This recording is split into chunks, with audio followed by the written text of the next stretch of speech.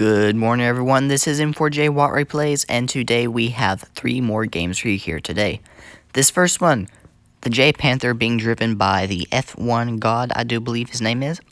But he's on Castilla, and he is driving the JPanther, or the JPanther, and he is running the 10.5 centimeter gun. Now, personally, I played this TD more aggressively.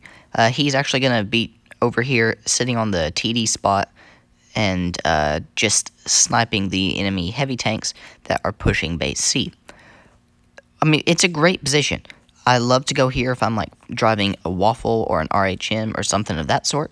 But if I'm driving a JPanther, it's got that really strong frontal armor. What I'll usually do is I'm going to push up to the front, use my 8 degrees of gun depression, hide my lower plate, and pretty much turn into an impenetrable wall even to most tier 8s unless they load the gold. But again, I usually push up very aggressively. It's got a great gun, great penetration, great armor. It's altogether a very aggressive TD. But he's going to sit back here and snipe with it. And I will say, if you were to sit back, if you were to push up and go aggressively with the heavy tanks or the mediums, then the win rate will go up. You will influence most of your games significantly more than you will sitting back and sniping, because this tank is just absolutely ferocious. But again, he's sitting back here sniping. He's been able to get 2 shots off there with the APCR on the Emil and the Tiger 1. He's looking at this AT7, ricochets off that lower plate there. There's really nobody spotted except for this Emil and the AT7. He's going to try to go for that weak spot. Unfortunately, it goes right behind the part of the turret sticking out the back there. He's going to aim into the side with the APCR. Gets 1 round in, damages the Emil's gunner and gun. Now he's going to put 1 more round off into the lower plate. Gets a 220 roll there, and now he's going to turn to this AMX AC46, sorry. As you can see, great penetration is able to go through. Granted, AMX AC46, its armor, not the greatest. It's only 120 millimeters thick, although when you're face-hugging another medium tank at your tier or lower, you'll usually be able to take him out. But he's sitting here, gets a nice blind shot there on the AMX, and now he's going to turn his attention back to this Emil 1.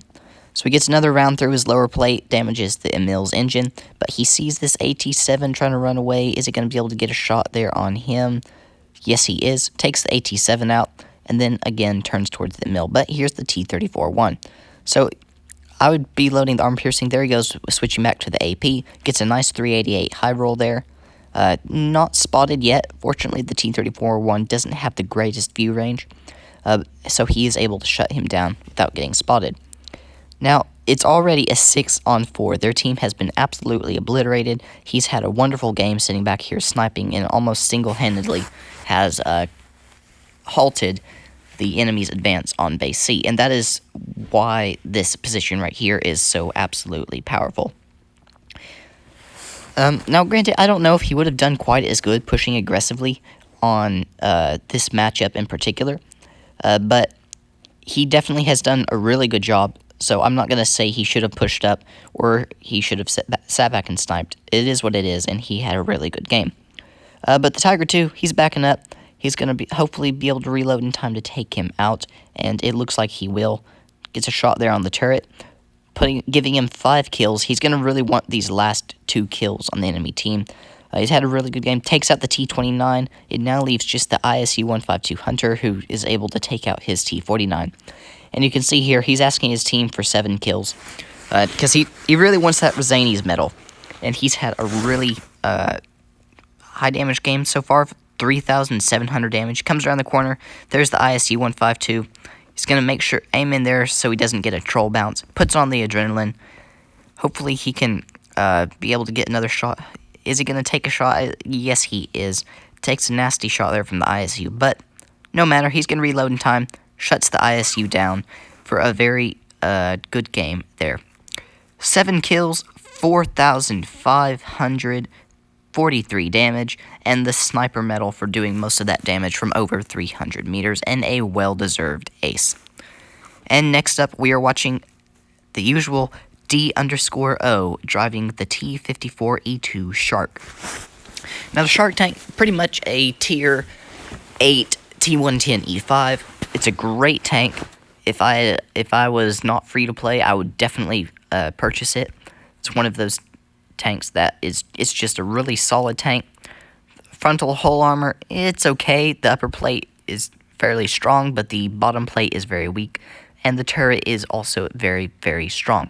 But as you can see here, he's not able to penetrate the Tiger II, so he switches to the APCR, gets around into there, and unfortunately he does take a nasty shot from the Charioteer, and takes another one from this VK43.05. So he's going to focus on him, takes off his track, bounces another shot from the Charioteer, so he's going to move down just a little bit, using this gun depression to be able to get some shots on that VK45, and he is getting the bounces. So he's already blocked 1,000 damage. He's going to poke back up, switches to the HE. Unfortunately, he's not able to get that shot there on the T49. So he's going to push forward again. He's going to want to get this shot on the VK45. Gets his gun down just enough, puts that round in him. Unfortunately, he does take a round from the VK as well. So he's going to back up. He's going to go for this Tiger II here, sitting out in the open. Gets around onto his side, making him think twice about that terrible position the Tiger is in. He's going to back up. Tiger's starting to try to get out of there. He's going to put another round into his side, and now he's going to turn his attention back to this VK45, who just poked up for another shot, but unfortunately bounced it. So he is going to go for him, ricochets that off the side of his turret, and now he is, again, going to hide behind this rock. So this VK45, fairly good player, but this tank just doesn't have the armor or the gun depression to push up to a hold down position like this. He should have been back, further back with the rest of his team, doing more than that, because you're never going to be able to bounce. You're pretty much not going to bounce anything in that tank.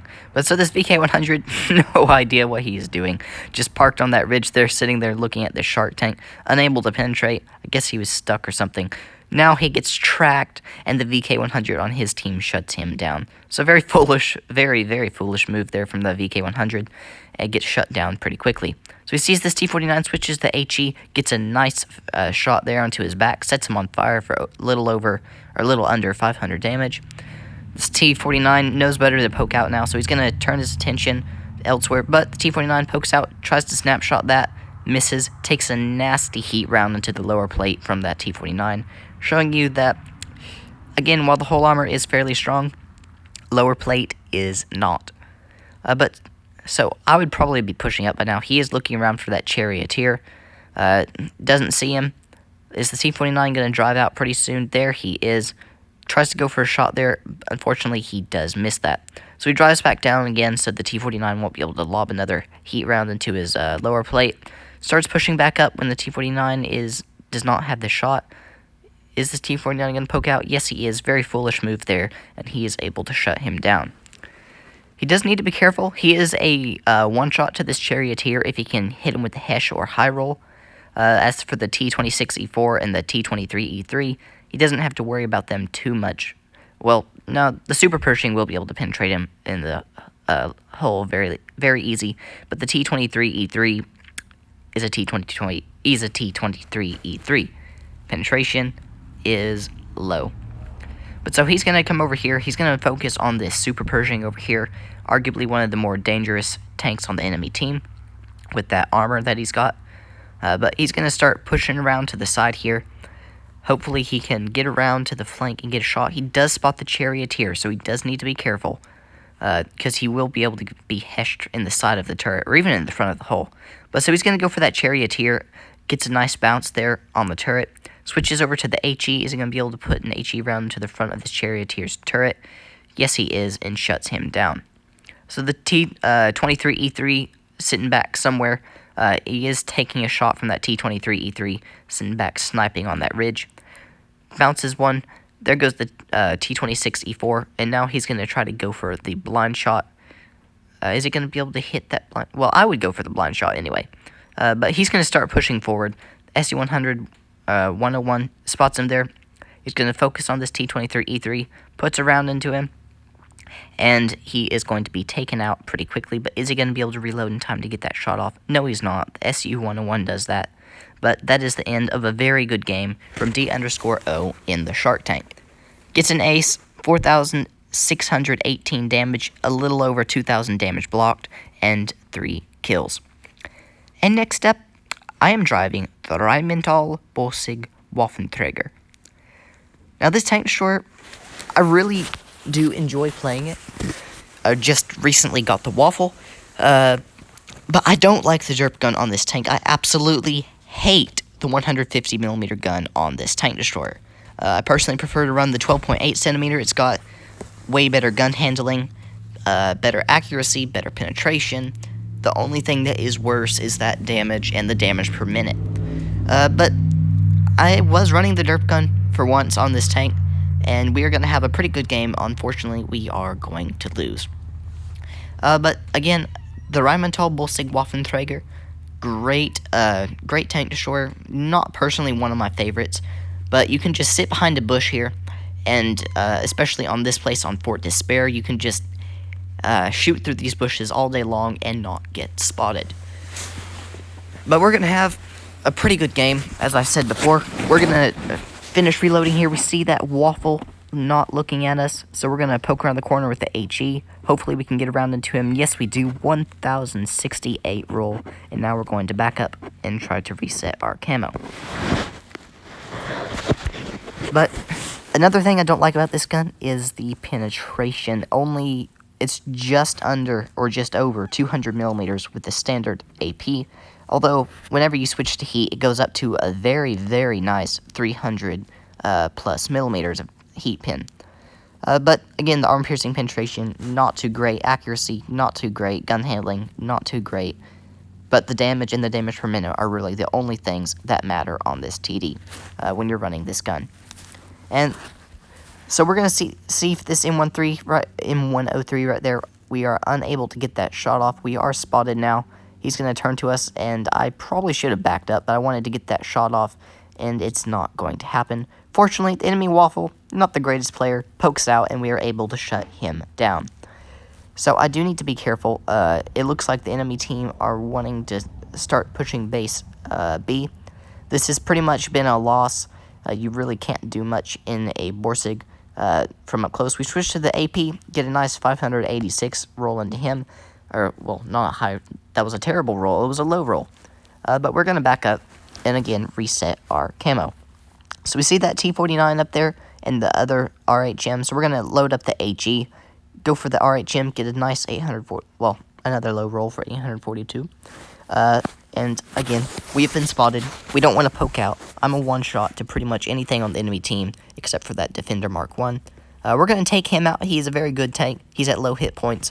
Shut him down. And now it's a 3-on-4. Our team have not done the greatest job at all. There goes our IS-8. Hopefully we can get a shot on this T49. But kind of made a mistake there. One in the Waffle. And as a result, we end up only hitting the turret of the T49 for 468, and he is going to shut us down. But a pretty good game there. Our M6A2E1, he is going to be shut down right there. And that is the end of that. But 2 kills, 4,600 damage. Obviously nowhere near an ace, but all the same, a pretty good game in the RHM.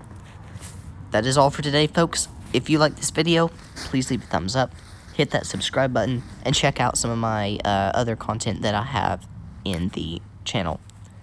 This is M4J Watt Replays, over and out.